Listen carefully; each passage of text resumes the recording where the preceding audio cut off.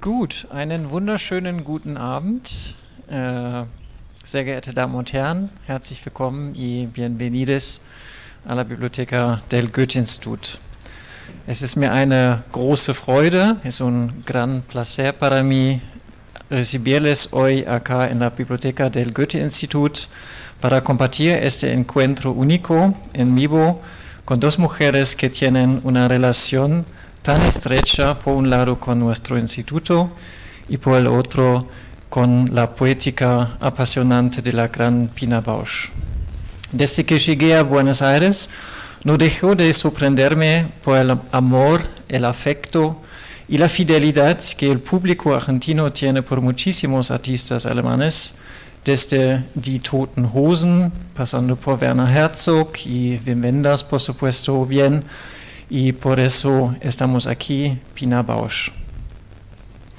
Aber es ist auch sicher, dass diese Begeisterung reziprok ist, que ese amor es recíproco y que asimismo para Pina Bausch fue muy importante su vínculo con este país. Esta noche nos acompañan Gabriela Massou, ex colega de la sección cultural del Goethe-Institut y quien sin duda ha marcado a toda una generación de la cultura porteña con su trabajo en esta institución y que ha tenido mucho que ver con la llegada de Pina Bausch a la Argentina. Gabriela, vielen Dank, dass du heute hier bist. Y junto a Gabriela está Diana Seinblum, creadora de la magnífica Invocación a Bausch, obra del demonio, que tuve el placer de ver el fin de semana pasado en el Teatro Cervantes y que aún resonando en mí.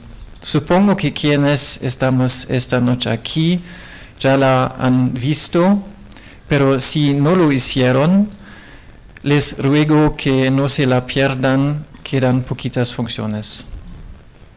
Son esas grandes obras que solo suceden de vez en cuando. Quiero agradecer también especialmente a Mercedes Halfon y a Carolina Martín Ferro, curadoras y coordinadoras del ciclo Invocaciones, que ha dado el marco para esta colaboración y para este maravilloso cruce de poéticas entre estas dos grandes coreografías y el encuentro una vez más entre Alemania y Argentina. A continuación del diálogo proyectaremos el film con la memorable entrevista que brindó Pina Bausch en el auditorio del Goethe-Institut en octubre de 1994 durante su visita a Buenos Aires con la obra Bandoneon. No les quiero quitar más tiempo, solo agradecer su presencia. Vielen Dank, dass Sie heute Abend alle unsere Gäste sind. Y le paso la palabra a la curadora del ciclo Invocaciones, Mercedes Halfon, quien presentará y abrirá la conversación. Vielen Dank, muchas gracias.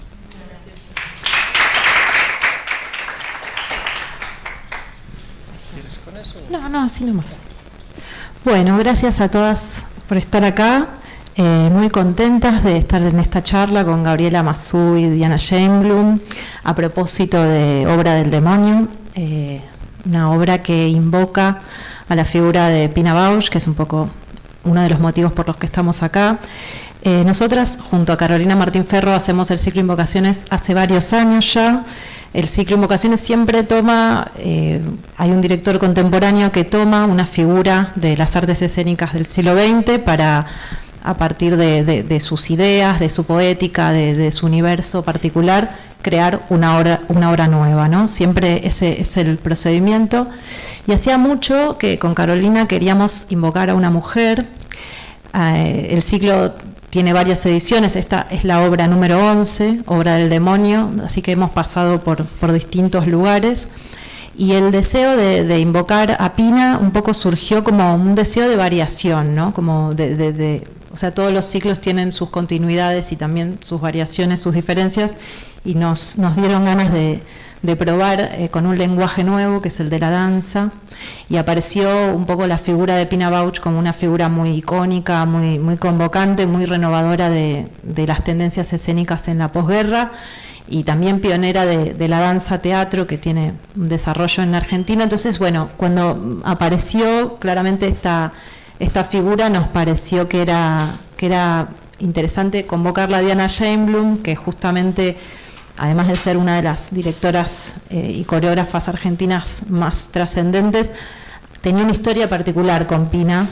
Su formación había sido en Argentina, pero había tenido una experiencia de formación también en Alemania, en la escuela o en la compañía, digamos, de Pina Bausch. Sabíamos eso en ese momento, y en mayo de 2019 tuvimos una reunión con Diana en la que le propusimos hacer esta invocación. Afortunadamente dijo que sí, y le pareció un buen plan meterse en este proyecto, que siempre implica una investigación, ¿no? Con el ciclo nosotros no proponemos una obra terminada, sino un proceso de investigación particular.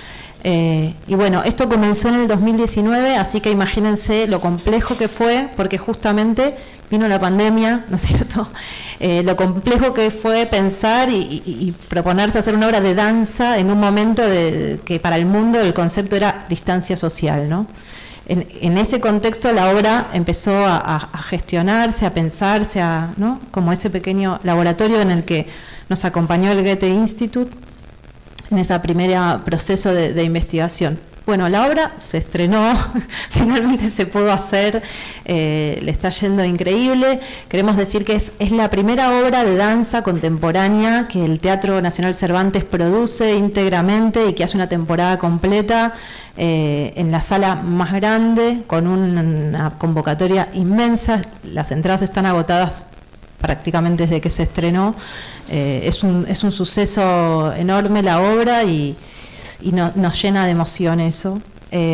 Algo más para decir que cuando nos enteramos cuando empezamos a trabajar con Diana, ella nos contó que la relación con Pina venía, digamos, de antes, que venía de una primera obra que ella había visto en la Martín Coronado, ¿era? En la Martín Coronado, en los años 80, en 1980 exactamente, que ahí como empezó un poco el romance, por así decir, que después siguió cuando ella pudo viajar a Alemania a formarse, que en ese viaje tuvo mucho que ver Gabriela Mazú, directora del área de cultura del Goethe durante más de 20 años, si no me equivoco. Entonces también Gabriela tenía que ver con eso, y después con la segunda venida de Pina Bausch a Argentina también tuvo que ver mucho Gabriela. Entonces había como una constelación ahí de mujeres artistas entre Alemania y Argentina que me parecía interesante también contar, ¿no? Bueno, no mucho más, las dejo con Diana y con Gabriela. Después, como comentaron, vamos a ver una entrevista a Pina Bausch que le hicieron acá en Buenos Aires. Bueno, muchas gracias. Hola, buenas noches. ¿Se escucha o no? Se escucha, gracias. Quería decir que, digamos, va a haber tiempo seguramente para que la noche no sea eterna, pero también... Para la grabación sería mejor. Ok. Para que la noche no sea eterna, pero bueno, nos gustaría también, al final de nuestra charla, en nuestro diálogo, Mercedes, me encantaría que participaras, vos tuviste mucho que ver en esto. Abriéramos preguntas al público si es que las hay. No dudo que muchos de ustedes han visto la obra y que tendrán preguntas. Y para mí es un placer y es una alegría, una felicidad estar con Diana. A Dianita le decíamos porque era chiquita, y bueno, sigue siendo Dianita, pero ha hecho una obra realmente gigantesca. Me gusta mucho el título Invocación. Esto, lo que hace Diana no es un homenaje. La palabra homenaje tiene mucho de pomposo, de retórico, ¿no? Para mí es una obra de Diana con algunos toques de Pina Bausch. y de alguna manera la trae al presente a Pina. Quiero empezar haciendo una breve referencia a una línea de tiempo. Situémonos en Alemania a fines de los años 60, comienzos de los 70. Se había producido el movimiento estudiantil. Obviamente ese movimiento tuvo repercusión en muchísimas partes del mundo, pero en Alemania tuvo un efecto muy especial que fue la característica de una verdadera revolución cultural. En el año 68, 70, 72, o sea, son los años que empieza a trabajar Pina, en los que trabaja todavía en la Folkwang Tanzschule, en la escuela de Folkwang, pero ya empieza a hacer sus primeras producciones. Nace el feminismo, nace el movimiento ecológico en Alemania, nace el movimiento antinuclear, nace el cine alemán y muchas otras revoluciones culturales, y una muy importante para Pina y su generación es el cuestionamiento de qué hicieron los padres en la guerra. O sea, Alemania hace un viraje, digamos, pasando de la era de Adenauer a la era Willy Brandt, que es también la era en que el Goethe-Institut comienza a hacer sus grandes acciones en el exterior.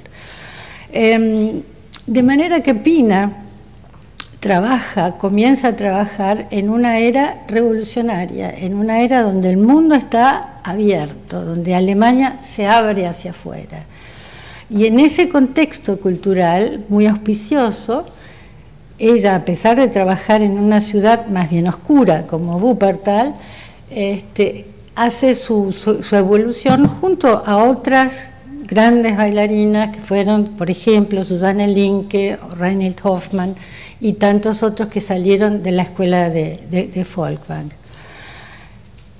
Hagamos un salto enorme, vamos al año 2000 con Secreto y Malibú y corrámonos hacia hoy, donde trabaja Diana.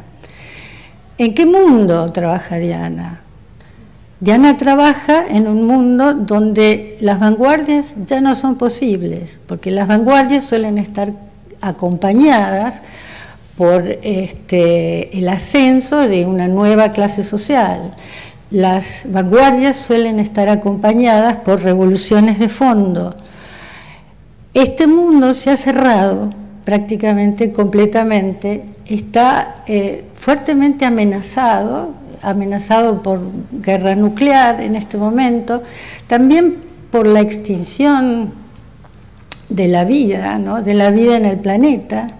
Es un mundo que, a pesar de la globalización y paradójicamente, es un mundo cerrado, y donde es muy, muy difícil instalar en una vanguardia, porque la palabra futuro se ha convertido en futurismo, pero ya no es posible como una visión concreta de la vida que puede seguir existiendo, y si sigue existiendo va a ser una vida muy diferente a la que conocimos. En este mundo se instala la obra de Diana. Y yo lo que quería hacer es no una comparación, sino ver cómo Diana, dentro de su mundo, de su creación, dentro de su producción, a veces inserta conmemorando o invocando la figura de Pina Bausch. Yo creo que hay conceptualmente una gran diferencia entre las dos, y creo que centrarnos en Diana para ver esas diferencias es que quiero hacerle algunas preguntas. Diana, vos decís que no querés narrar, lo cual a mí me hace acordar a una especie de literatura a la Beckett, es decir, armás un dispositivo que habla solo, que larga cosas, pero que más que decir, invoca y pero no quiere contar. Esta negación de la narración que se ve muy fuerte en tu última obra, me hace compararte con la escena de Café Müller, que vos concretamente citaste, que es esa mujer que trepa a los brazos de un hombre y reiteradamente, varias veces, el hombre baja los brazos y la tira. Y ella vuelve, quiere amparo, quiere que él la proteja y la vuelve a tirar. Y eso se repite y se repite y se repite. ¿Eso sería una narración para vos?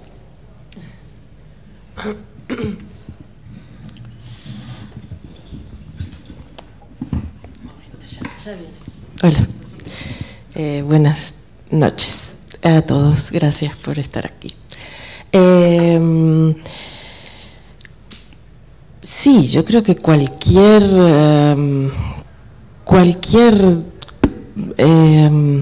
sucesión es un relato, en principio. Lo que pasa es que hay un relato que uno puede conducir y hay un relato que uno puede dejar que el otro conduzca. Para mí esa es la diferencia entre un relato de principio, medio y fin y un relato que tenga que ver con el medio puro, por ejemplo. Que en un medio puro el otro es el que termina de armar el sentido. ¿Y ese otro sería siempre el público? Bueno, ese otro no lo pienso en relación al público, pienso al otro en relación a un mundo que está hecho de relaciones, digamos.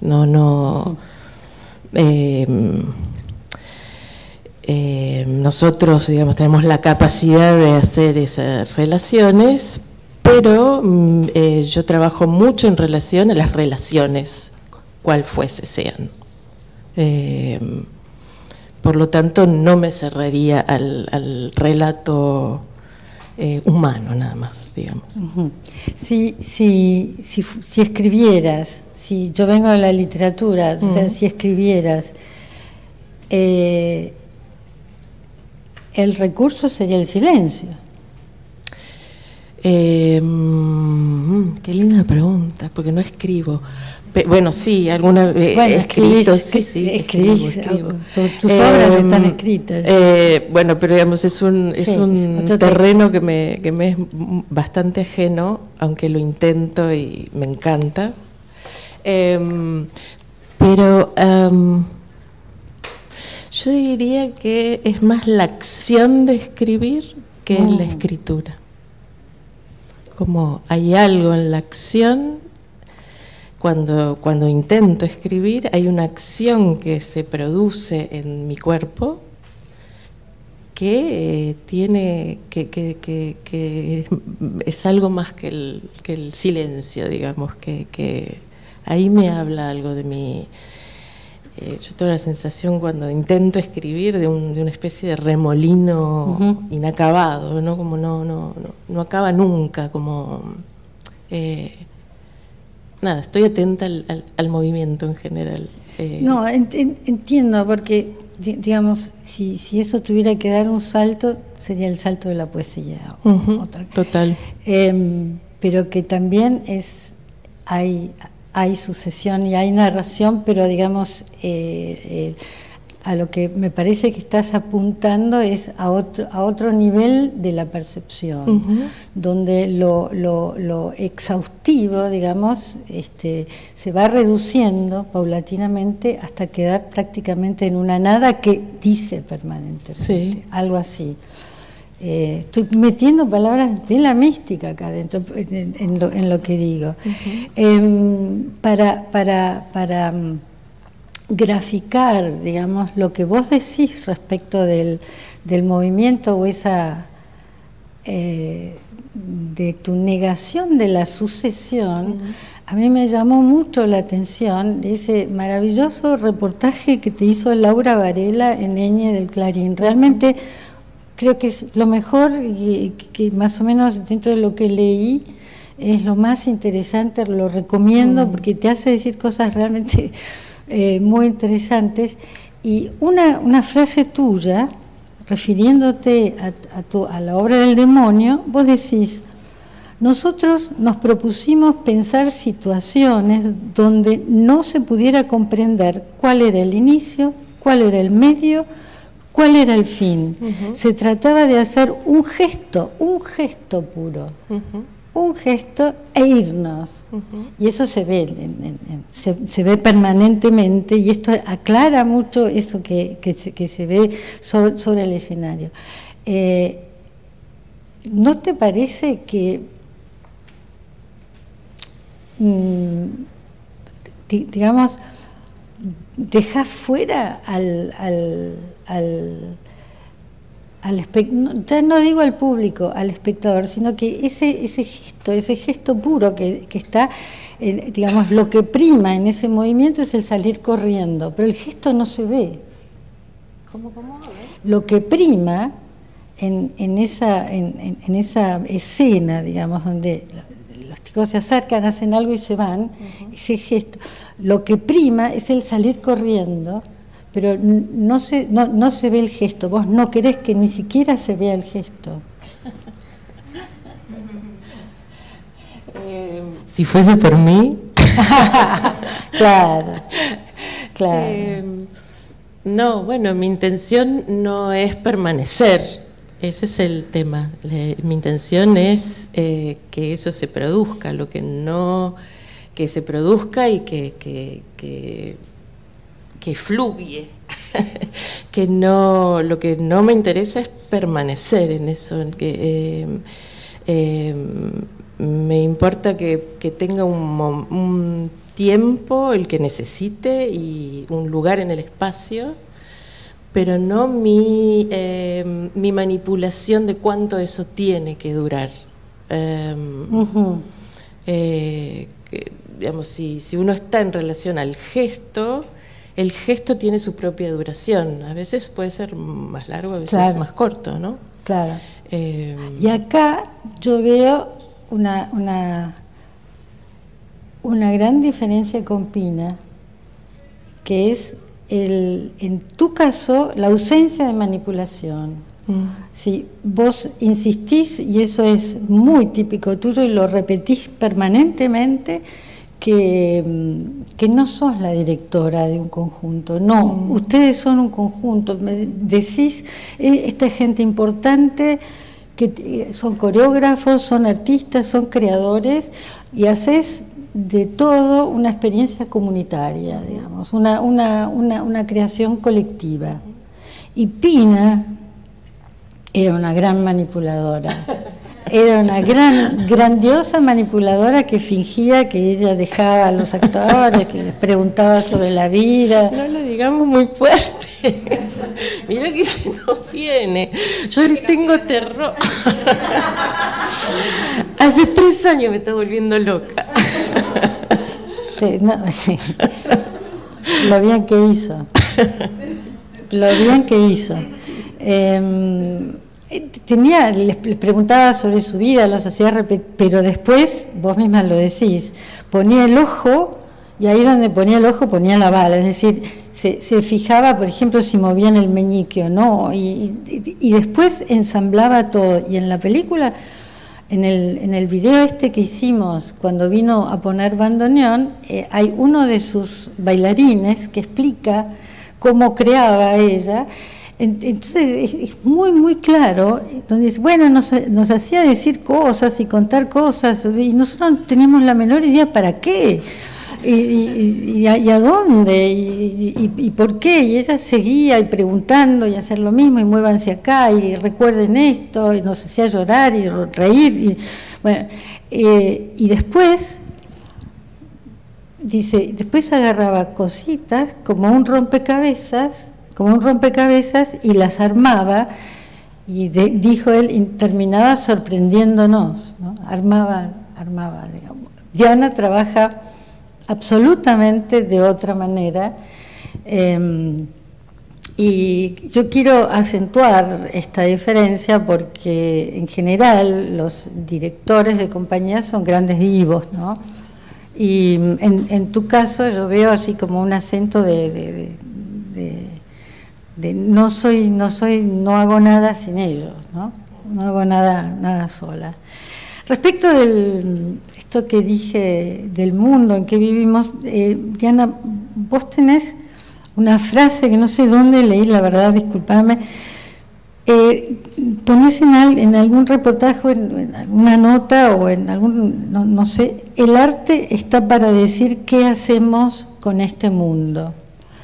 Y lo que yo pienso no es que yo vea ahí una especie de fe enorme en el arte, sino lo que vos hacés es reflejar la abstracción del mundo en que vivimos, haciendo tu producción una producción muy, muy abstracta, donde prima verdaderamente lo abstracto y los momentos, digamos, donde se inserta el sentido son tremendamente fugaces. Vos siempre decís que te querés correr del yo, y esto se nota, me parece. ¿Estoy en lo cierto o no? Estoy hablando mucho. Bueno, tengo una tendencia, digamos, a hacer eso, me sale naturalmente. Me interesan, yo no soy una persona que me interesa mucho las otras cosas, las otras personas, lo que me puedan dar me interesa mucho. Entonces a veces quedo yo un poco relegada en ese interés. Quiero decir, en relación a lo que decías anteriormente, para mí la única posibilidad de crear un interés en el trabajo que yo propongo es hacer que el otro pueda jugarse con todo su narcisismo ahí adentro, ¿no? Si no siempre hay como un trabajo hacia el otro, ¿no? Y creo que eso no crea colectivo, no crea comunidad. Creo que definitivamente la comunión es si hay un gran valor por el narcisismo del otro. Por lo tanto, por eso no me interesa mi propio yo, sino que me interesa mi yo, el todo, pero realmente lo digo, que es lo único que creo que puede mover a un grupo grande de personas, que cada uno tenga su lugar y su espacio. Y unir 13 personas de ese nivel atestigua, ¿no? Como están todos reocupados, son todos grandes bailarines y sin embargo... La palabra ocupado es muy interesante para mí, como uno de los grandes temas para mí en mi trabajo es la relación con la ocupación, como el intérprete de qué se tiene que ocupar el intérprete en la obra que hace conmigo, ¿no? ¿Cuál es su verdadera tarea, digamos? La idea de tarea me interesa muchísimo, la idea de ocupación, a partir de esa acción emana un montón de cosas hacia el afuera, si el intérprete está con una tarea muy específica. Ese es como encontrar la tarea, es mi trabajo. Encontrar la tarea para otro. Para otro. Wow, qué difícil, qué difícil. ¿Y hay una consigna para eso? ¿O hay una investigación? Sí, mucho trabajo de experimentación, sí. Sí. Sí.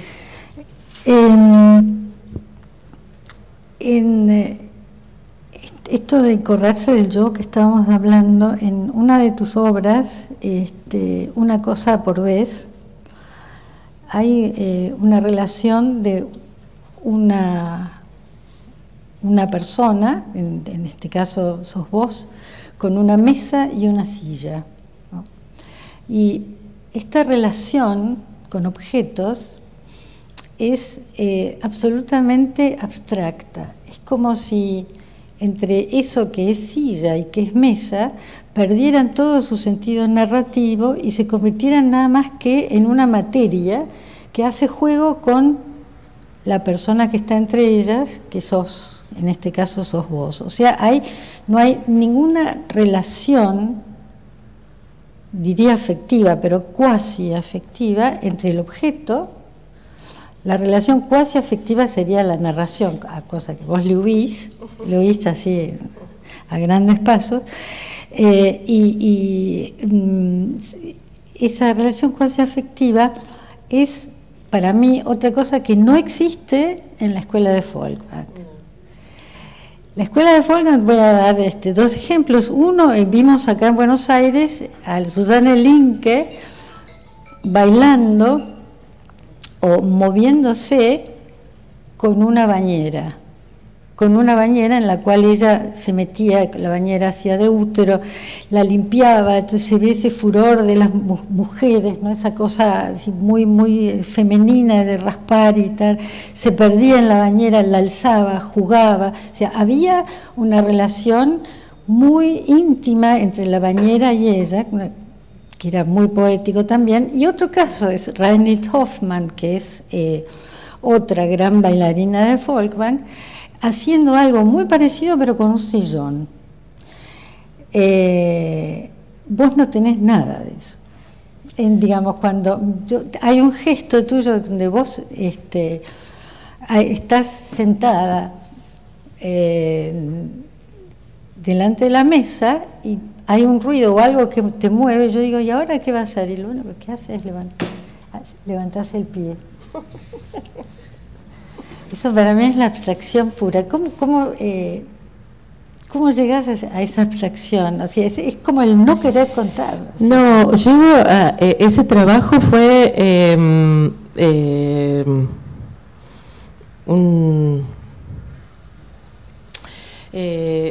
tan simple como esto.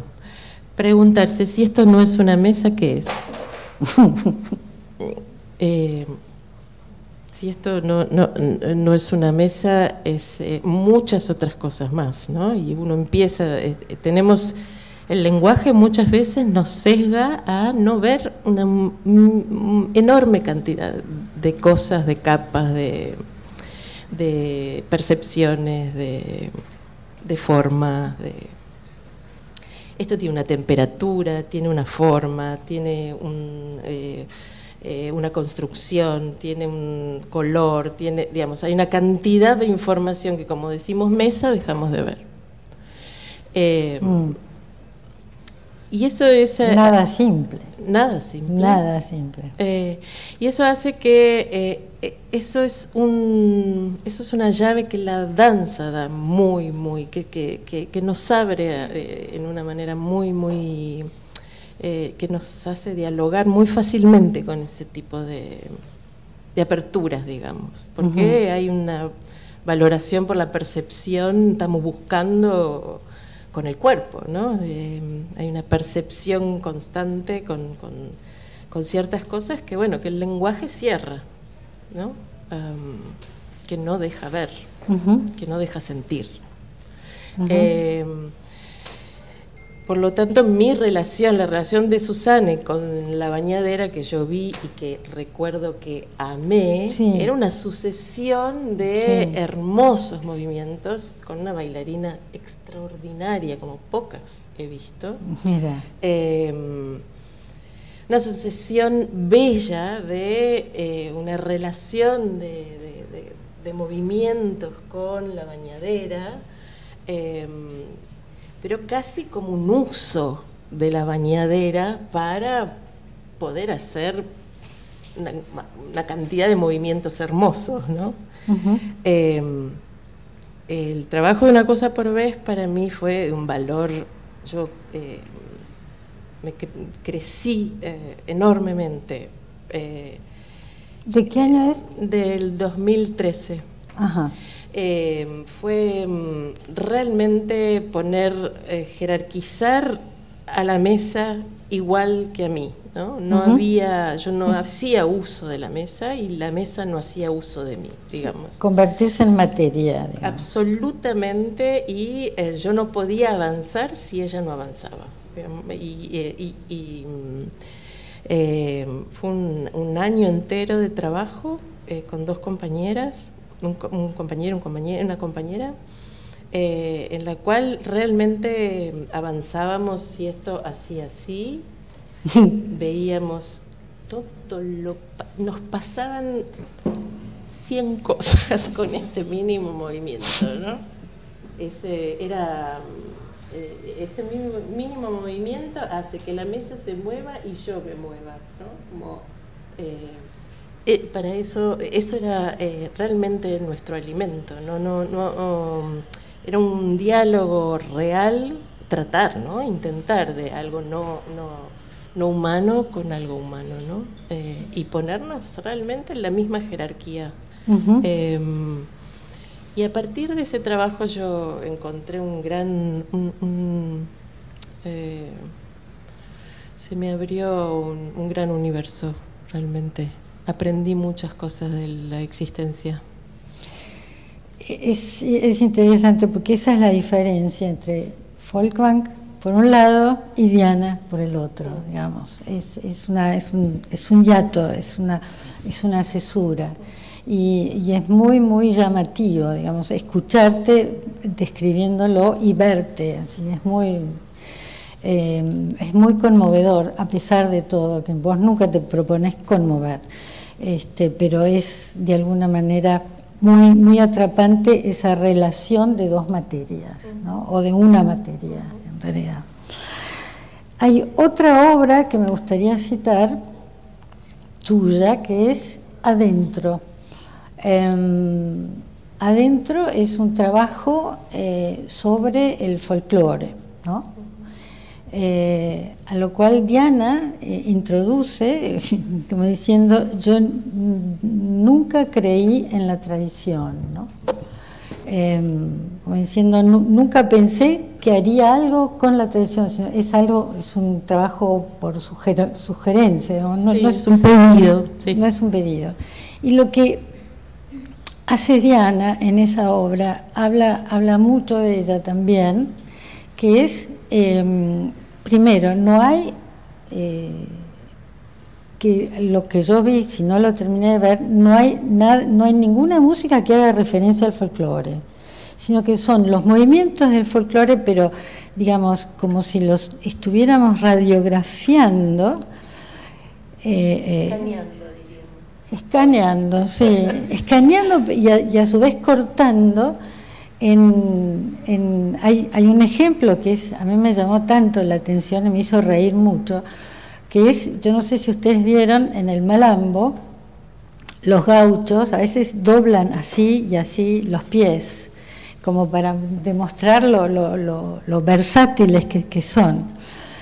Y en un determinado momento de la obra se los ve solamente hacer ese gesto que es a su vez muy gracioso. Cuando uno los ve en los gauchos es un poco ridículo, porque tiene que tener esas botas arrugadas para que el pie se doble, y acá no, lo hacen con zapatillas, pero a su vez me hace acordar a una pregunta un poco larga que voy a hacer, que vos en currículum nombrás como uno de tus referencias, de tus maestros, a un filósofo, que es Raúl Cerdeiras.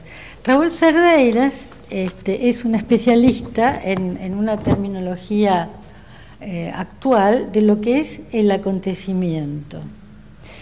¿Y qué es para vos el acontecimiento? Que me parece sumamente interesante.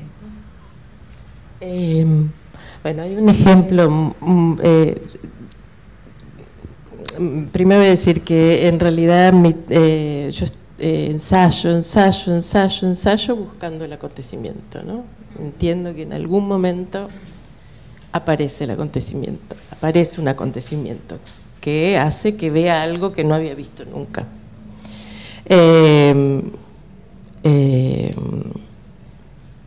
Y después de nuestra charla el otro día, sí. Y con adentro me pasó un acontecimiento que fue que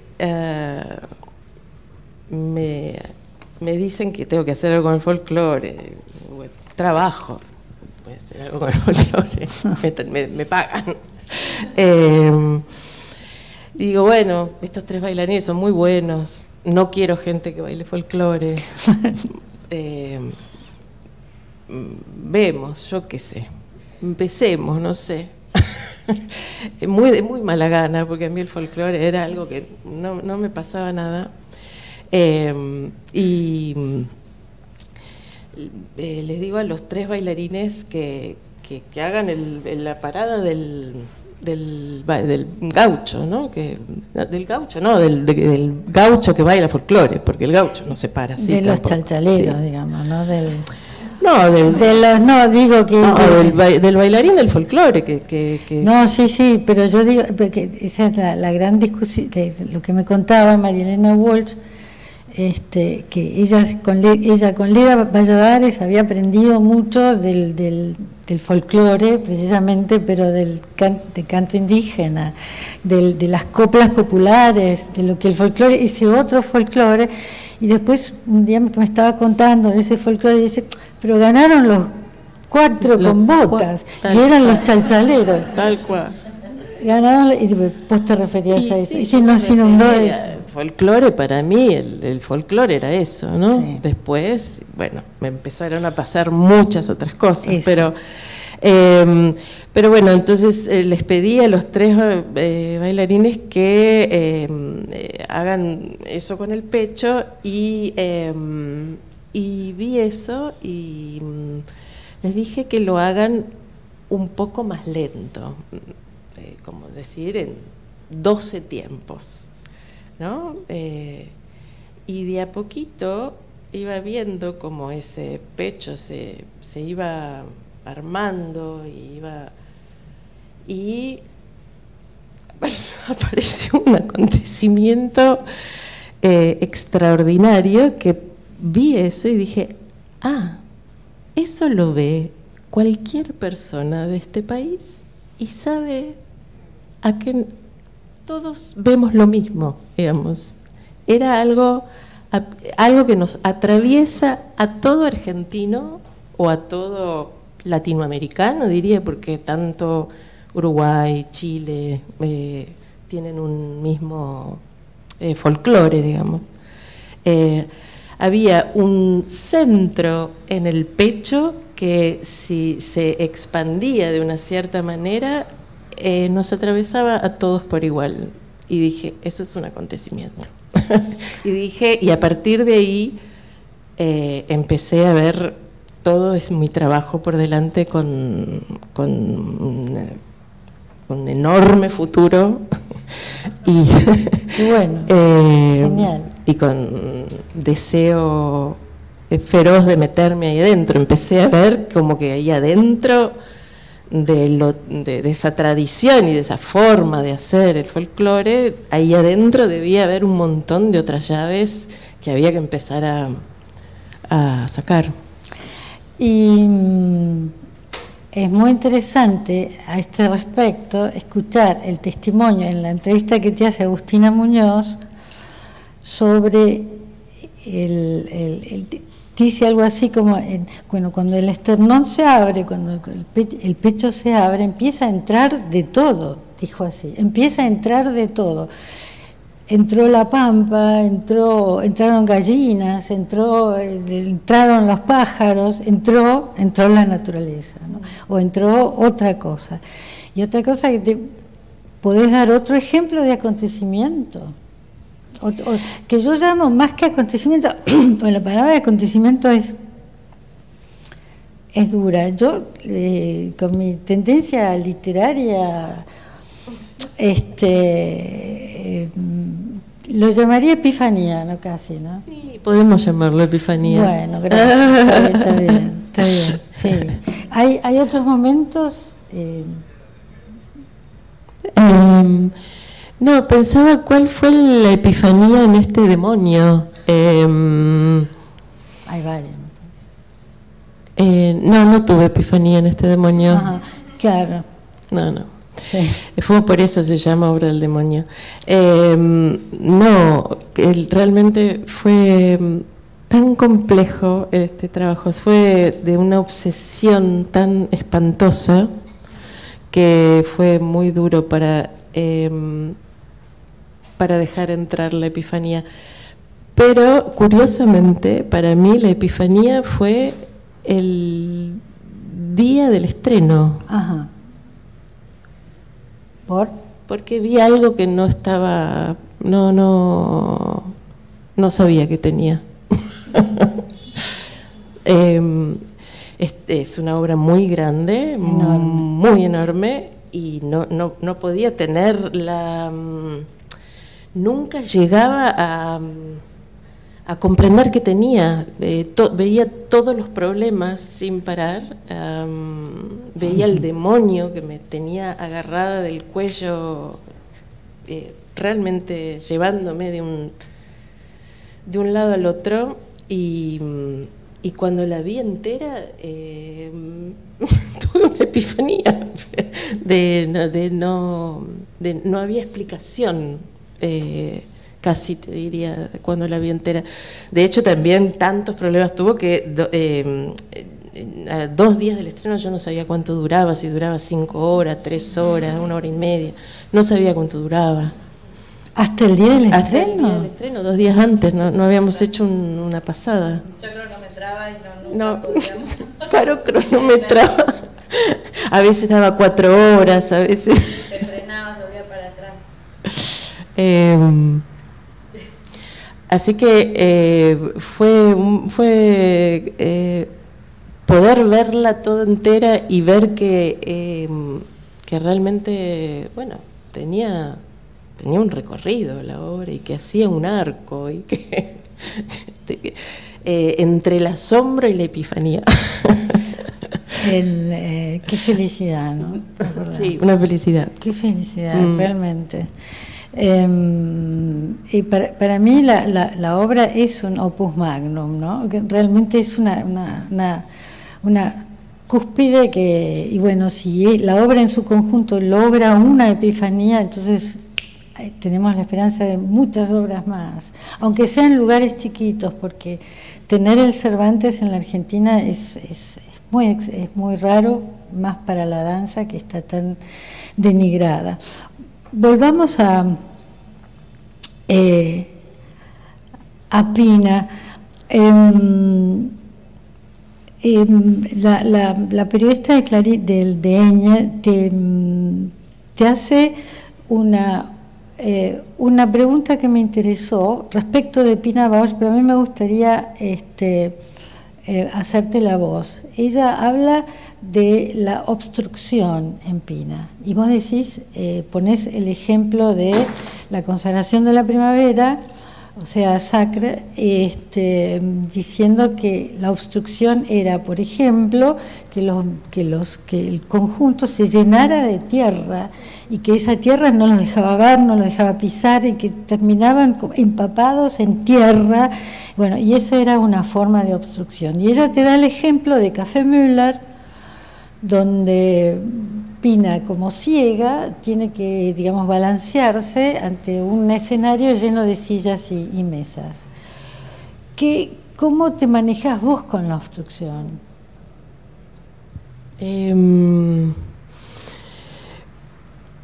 Yo trabajo mucho desde la obstrucción.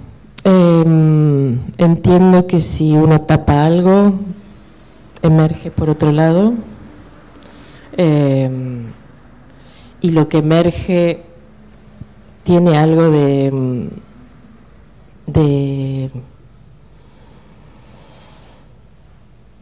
ya viene taponado, ya viene problematizado, digamos.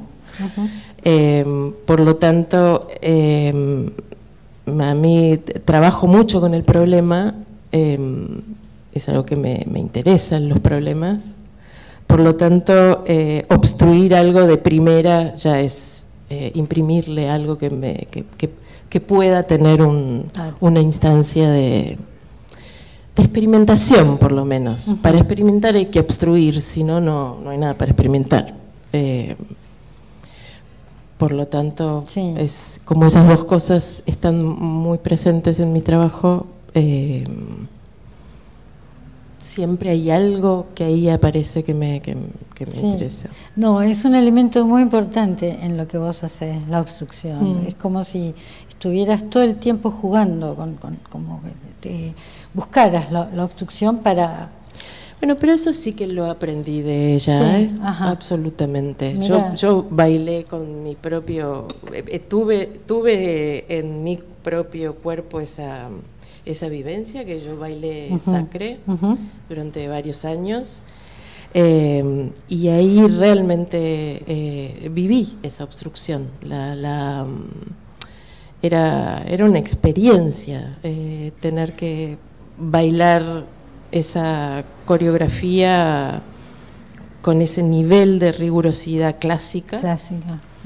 En esas condiciones, ¿no? Sobre tierra, con esa música, con esas 30 personas, con esa relación exacta que tenías que estar exacto en un lugar y no en otro, pero a la vez no había espacio para entender dónde estabas.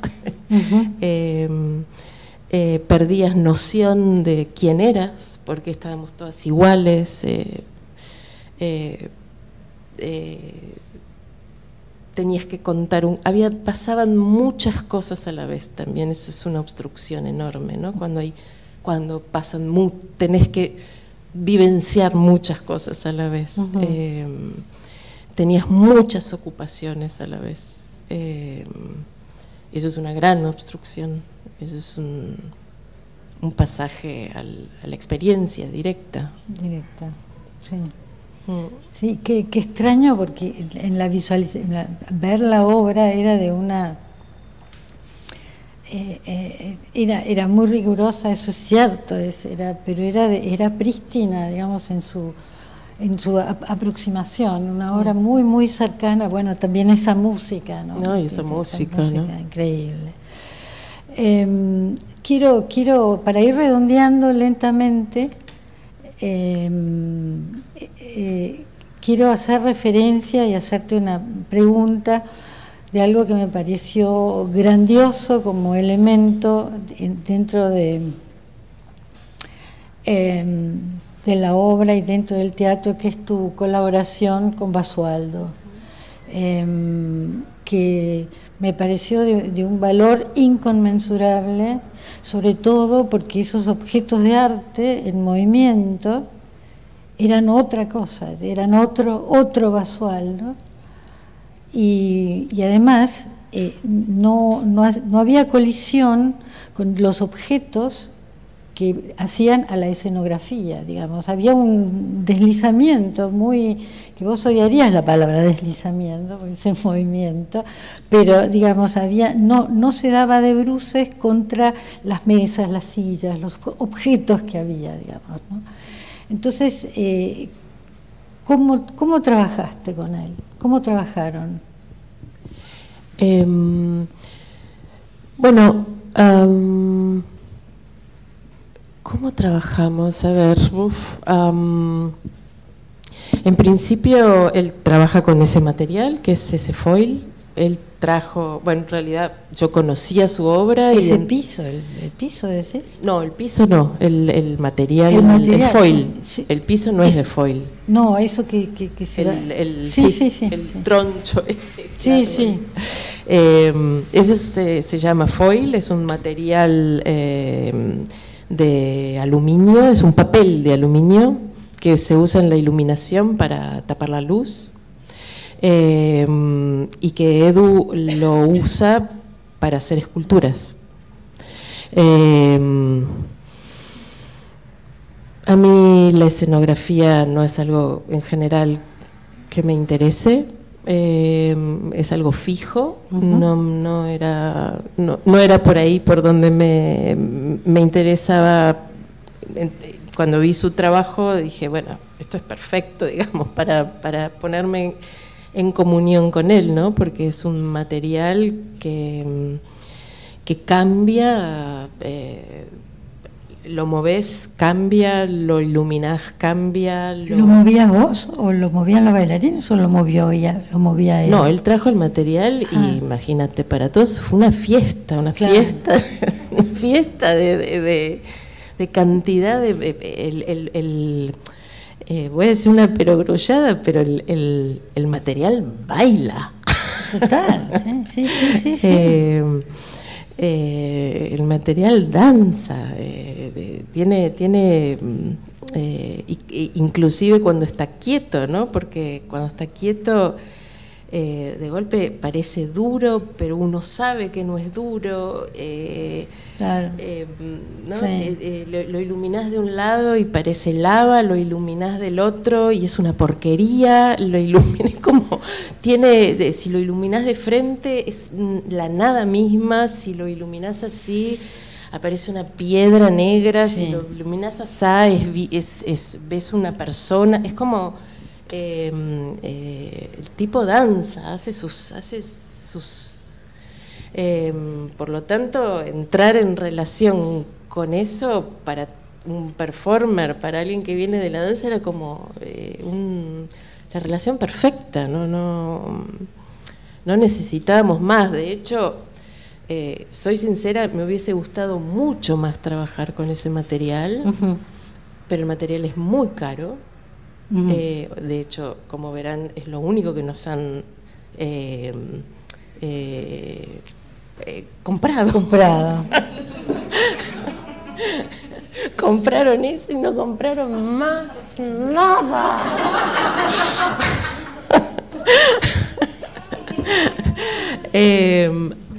Y no se puede no se puede usar tampoco mucho porque se gasta. Tiene una vida útil. Uy, qué lástima. Entonces tampoco lo podíamos usar 3 horas. Por eso también queda en un momento bastante largo y se usa, y cada vez que se usa es tipo... porque se rompe, porque sí, tiene muchísimos problemas el material también. Y bueno, es un material que tiene su vida, tiene sus condiciones. También hicimos una línea de tiempo entre Pina, ¿no? El 70, vos, pero hay otra línea de tiempo que impregna el material de Basualdo en la obra, que me parece también que hay algo, ese foil, la manera de usarlo, tiene ilusiones absolutamente arcaicas, como fuera el principio de la Tierra, algo que empieza a moverse, tiene esa connotación. Y también hay otros objetos de Basualdo que son absolutamente futuristas, digamos, hay esa línea de tiempo entre Pina y vos, pero hay otra línea entre el comienzo, y yo creo que es el comienzo de la danza, porque para mí ese foil desplegado era la ansiedad que tienen los bailarines por tener un piso. porque los bailarines son tan pobres, gente, porque los maltratan, tienen que poner el cuerpo, no tienen espacios para ensayar, ensayan en lugares minúsculos, tienen el espacio reducido, no se los reconoce, no hay acá un instituto de danza, por ejemplo, con los grandes maestros que hubo, y lo primero que piden es un piso, para que no se les rompan los pies. Entonces, para mí era el piso, ¿no? Y ese piso que daba inicio al movimiento, perdón por la palabra, inicio y se no me despega. diga perdón por la palabra, porque de verdad, sí, hay algo que quiero, quiero aclarar en relación a que para mí el movimiento es la sucesión de cualquier relación. Por eso no es que perdón movimiento, todo es movimiento. Ok, entiendo. Sí, está bien. Y esa otra línea del tiempo que va del pasado al nacimiento, ¿no?, de la danza con un piso hasta un futuro incierto. O sea, eso es lo que vos hiciste de este mundo. Eso es lo que vos hiciste y es maravilloso. Y ahora abrimos. Mercedes, ¿querés hacer algo? Si hay preguntas del público, si no, hacemos alguna como para romper el hielo. Vamos a ver, pasale ese vos a Gabriela y quédate vos con este. Ok. Así. Y bueno, preguntas. Bien. ¿Qué hago? Hablo acá. Hola, Diani. Hola. Bueno, un poco creo que respondiste a la pregunta que tenía para hacerte. Y es, ¿qué ves ahora cuando ves la obra? ¿Qué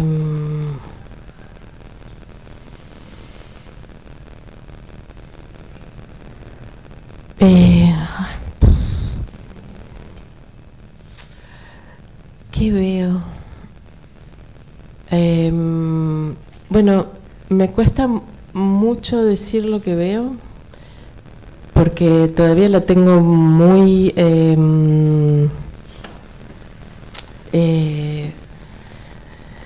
estoy lastimada.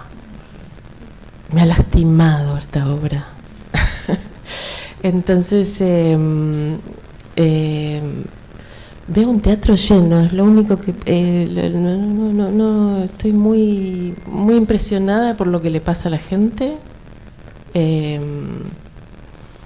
Veo unos compañeros de trabajo que están dejando su cuerpo ahí arriba. Veo que es bella,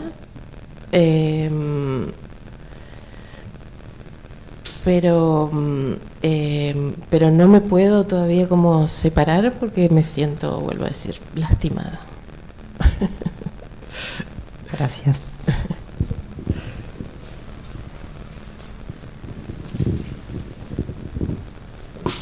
Hola, ¿qué tal? Bueno, primero gracias por la obra.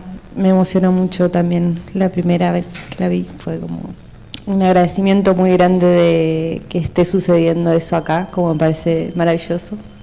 Y una pregunta, una curiosidad sobre este proceso y sobre cómo se relacionó Eduardo Basualdo, si estuvo presente o fue parte del desarrollo de la obra, si llegó su material ahí o él con su material, como ese rol. Edu trajo el material y vino a ensayos concretamente a enseñarnos a manipularlo,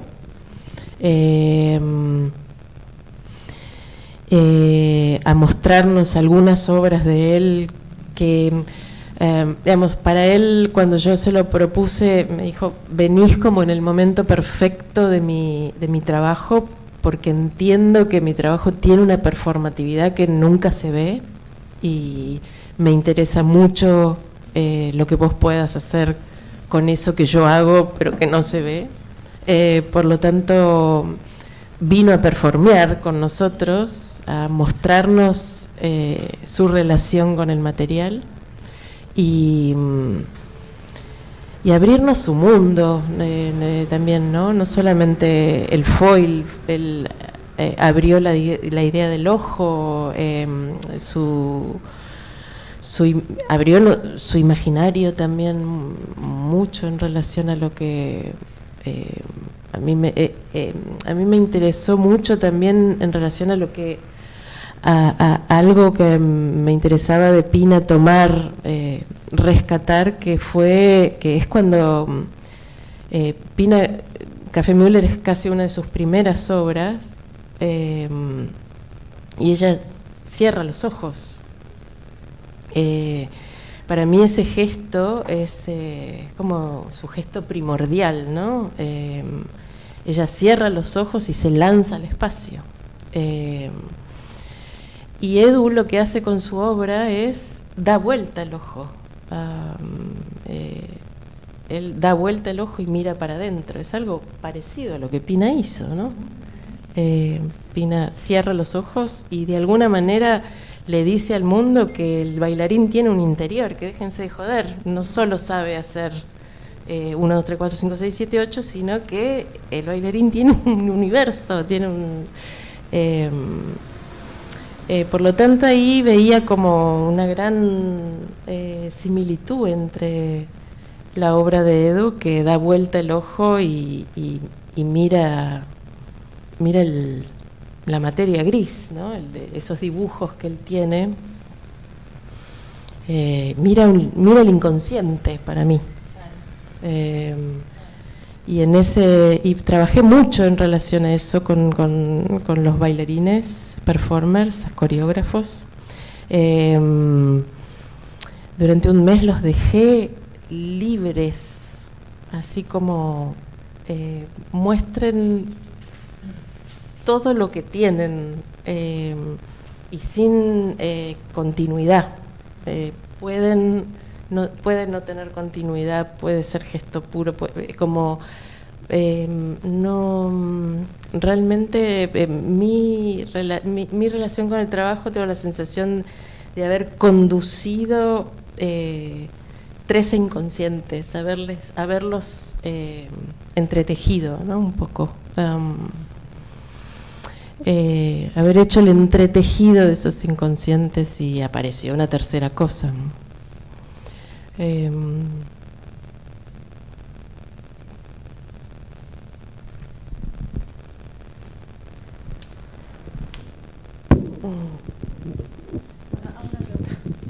Ya que estoy. No, pensaba que la obra también tiene una dimensión, por algunas de las cosas que se dicen, ¿no? De los textos que se dicen, como una dimensión un poco de manifiesto, ¿no? Sí. Como que por ahí no salió en la charla, pero que es también un aspecto de la obra, esta cuestión de también muchos coreógrafos argentinos reunidos por primera vez en una obra que por primera vez está en la sala. ¿Cómo se vivió, digamos, desde adentro esto? Si para vos tuvo una dimensión también de, bueno, manifiesto, la obra, independientemente de las ideas de invocación, Pina, etcétera. Creo que eso es lo único que mantuvo esto en pie. Así te lo digo. Para todos tenía una importancia política lo que estábamos haciendo tan fuerte que hizo que nos mantengamos firmes durante 3 años y soportando ese teatro que es de un nivel de desamor por momentos hacia el trabajo, lo digo sin ningún problema.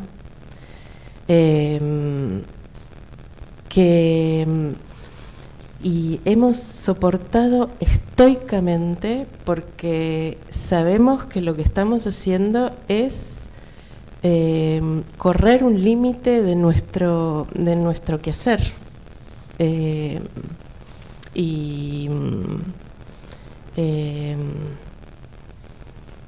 es absolutamente político lo que estamos haciendo. Sí. Por eso, digamos, creo que nos lastimamos, pero bueno, por una buena causa. Sí. Y pienso también en el resultado y el entusiasmo y el público y las lecturas que aparecen, como que algo de ese gesto también volvió, ¿no? Absolutamente, por eso es como nos lo merecemos.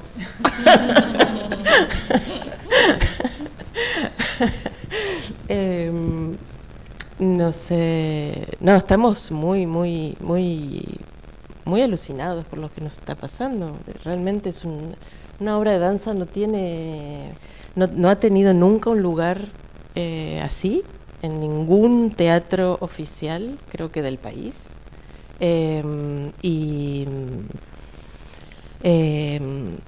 Y este recibimiento, y que no lo ha tenido porque se creía que no había público para nosotros, ¿no? Por lo tanto, que esto que pasa con el público es también, ¿no? Es como ayudarnos,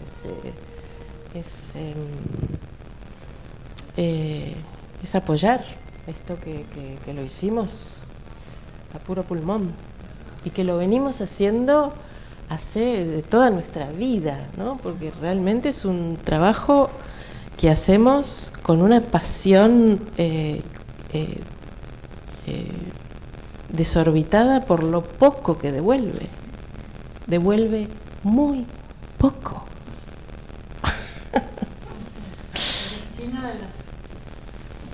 El destino de los bailarines. Sí. ¿No? Sí. Pasa mi vida y no hay un espacio, ¿no? Lo digo, ahí sí que lo personalizo porque soy una mujer grande ya que trabaja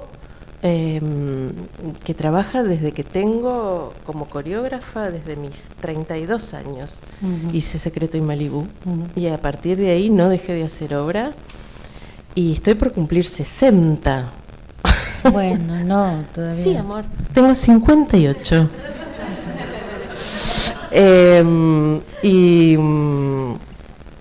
Y recién ahora me aparece la posibilidad de algo que yo creí después de Secreto y Malibú, que yo hago mi primera obra y me va muy bien. También, anonadada, ¿no? Me viajo durante 5 años con esa obra. Claro, tenía 32 años, creía que a partir de ahí me esperaba un carrerón.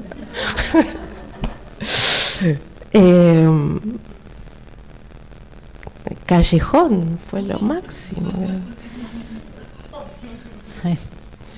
Yo vi mis obras cuando salgo afuera del exterior, yo acá mis obras no las veo. Cuando me voy afuera y la pongo en teatros y digo, acá está mi obra. Yo acá no veo mis obras.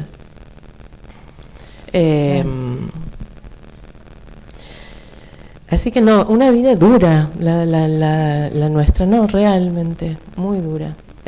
No digo que otras no lo sean, pero realmente la vida de las personas que nos dedicamos a la danza es compleja, muy compleja.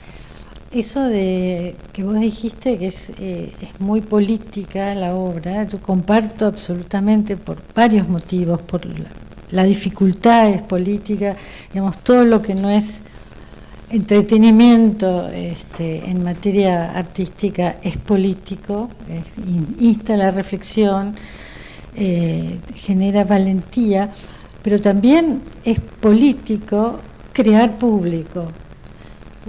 Y esto que está pasando es insólito, esto que ustedes cuentan, que hay gente muy joven, muy de distinta procedencia, hasta gente mucho más grande que tiene el mismo fervor, el mismo entusiasmo para una obra muy difícil y una obra de 3 horas.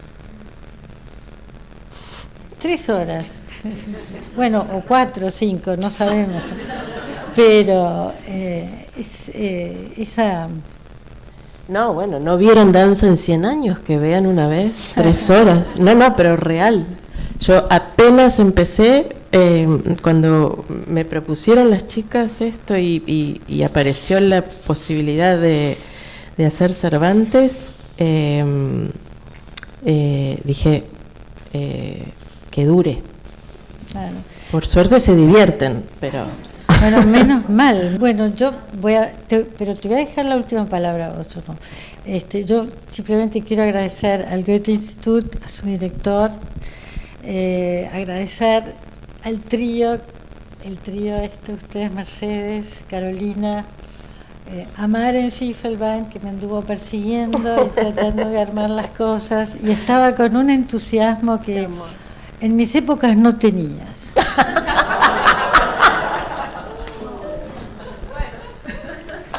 Sí, es la cosa. Y a ustedes por haber venido, pero Diana, te dijo. Bueno, la primera persona que tengo que, vamos a agradecer, a la primera persona que le tengo que agradecer es a vos. Gabriela me dio a mis 23 años la beca del Instituto Goethe para que me vaya a Alemania, o sea, le debo mi carrera, Gabriela. Yo no me acuerdo, la verdad no me acordaba de eso, pero me encanta haberlo hecho. ¿No te acordabas? No me acordaba. Vos me viste en una ópera que yo hacía acá con Rubén Schumacher, que bailaba, hacía de Ofelia, bailaba, y cuando yo salí me dijiste, vos tenés que ir a la Folkwang. Y le dije, sí, yo creo lo mismo. Y me dijiste, voy a hacer que vayas a la Folkwang. Y a los 2 años me llamaste que tenías una beca para darme. Bueno, y después agradecer muy especialmente a Carolina y a Mercedes por haberme dado esta bicoca.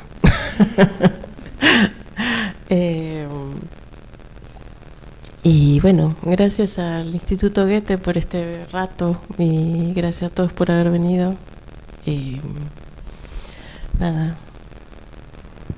No, gracias a ustedes. Realmente, Diana, o sea, Gabriela, bueno, Diana, te fuimos acompañando con esta obra, la investigación previa, y fue realmente un placer y súper emocionante. Acompañar, digamos, todo esto, bueno, con Gabriela, que nos conocemos hace años, bueno, toda esta historia es como que, bueno, nada, es como, bueno, y llegar hasta acá, al día de hoy, aquí, con esa foto, bueno, esa foto era Gabriela, cuando falleció Pina Bausch en el año 2009, ella armó este afiche, Gabriela, y estuvo colgado acá en la vidriera de la biblioteca, y bueno, nada, todo cierra hermosamente. Todo cierra, sí, increíblemente. Así que bueno, muchísimas gracias a ambas, bueno, por esta maravillosa charla que la grabamos y la vamos a subir al YouTube del Goethe, así que bueno, porque es un documento también, me parece.